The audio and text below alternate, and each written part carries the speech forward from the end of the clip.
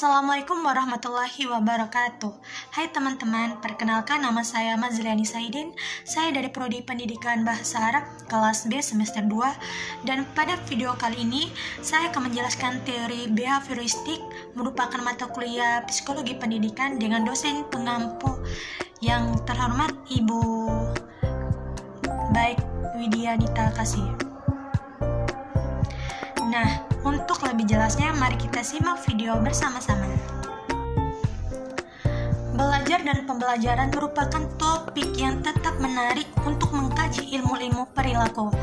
Jika belajar merupakan suatu kegiatan yang bersifat rumit dan kompleks, maka pembelajaran akan menjadi kompleks dan rumit karena tujuan pembelajaran adalah memacu atau merangsang dan memicu untuk atau menumbuhkan terjadinya kegiatan belajar. Sebelum itu, kita harus mengetahui apa itu teori belajar. Nah, teman-teman, teori belajar merupakan teori yang di dalamnya terdapat tata cara pengaplikasian yang kegiatan belajar mengajar antara guru dan murid. Nah, perancangan metode pembelajaran yang akan dilaksanakan di luar kelas maupun di dalam kelas. Nah, untuk lebih jelasnya, kita akan simak sama-sama video. 1. Pengertian teori behavioristik.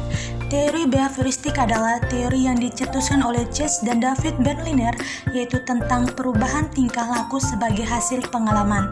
Teori ini lalu berkembang menjadi aliran psikologi belajar yang pengaruh terhadap arah perkembangan teori dan praktik pendidikan dan pembelajaran yang dikenal sebagai aliran behavioristik. Dalam buku Teori Belajar dan Konsep Belajar 2022, dijelaskan kalau teori belajar behavioristik adalah teori belajar yang fokus pada perubahan perilaku siswa akibat adanya pengaruh dari luar dan stimulus. Jadi, teori behavioristik adalah teori belajar yang lebih menekankan pada perubahan tingkah laku serta sebagai akibat dari interaksi antara stimulus dan respon.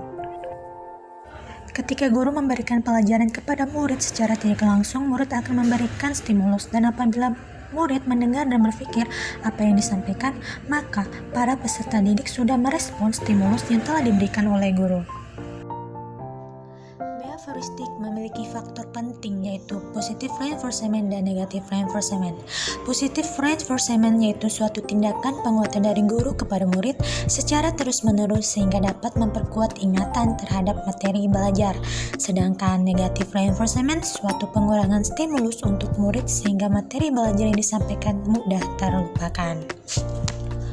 Pembagian teori behavioristik. 1. Teori classical conditioning adalah teori di mana suatu stimulus atau rangsangan yang awalnya tidak memunculkan respon tertentu diasosiasi dengan stimulus yang kedua dapat memunculkan. Teori classical conditioning pada dasarnya sebuah prosedur penciptaan refleks baru dengan cara mendatangkan stimulus sebelum terjadinya refleks tersebut. Penerapannya dengan cara guru harus melalui metode terapi yang bertujuan untuk merubah tingkah laku siswa menjadi menguntungkan. 2. Operant conditioning adalah suatu proses penguatan perilaku operan atau penguatan positif dan negatif yang dapat mengakibatkan perilaku tersebut dapat berulang kembali atau menghilang sesuai dengan keinginan.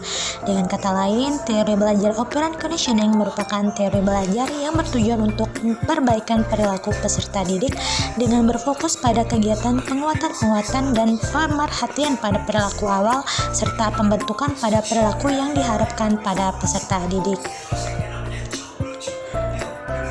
Contoh operant conditioning. Orang tua memberi anaknya tunjangan tambahan sebagai penguat agar anaknya mau untuk mencuci piring. Yang kedua, seorang manajer menawarkan bonus sebagai penguat kepada pekerjanya untuk menyelesaikan proyek tepat waktu. Dan ketiga, seorang guru memberi siswa bintang emas mengangkat tangan sebelum mereka berbicara. Ini merupakan contoh dari operant conditioning. Ketiga, koneksionisme. Teori koneksionisme merupakan salah satu teori belajar yang menjelaskan proses pembelajaran yang dialami oleh individu. Teori koneksionisme memandang bahwa belajar itu terjadi dengan cara mencoba-coba dan membuat salah. Contoh koneksionisme, metode pemberian tugas, metode latihan, drill, dan praktik akan lebih cocok untuk penguatan dan hafalan. Dengan penerapan metode tersebut, siswa akan lebih banyak mendapatkan stimulus sehingga respon yang diberikan pun akan lebih banyak. Nah, itulah pembahasan tentang teori-teori behavioristik serta pembagiannya seperti koneksionisme, operant conditioning, dan classical conditioning. Semoga bermanfaat untuk kita. Syukran jazilan. Wassalamualaikum warahmatullahi wabarakatuh.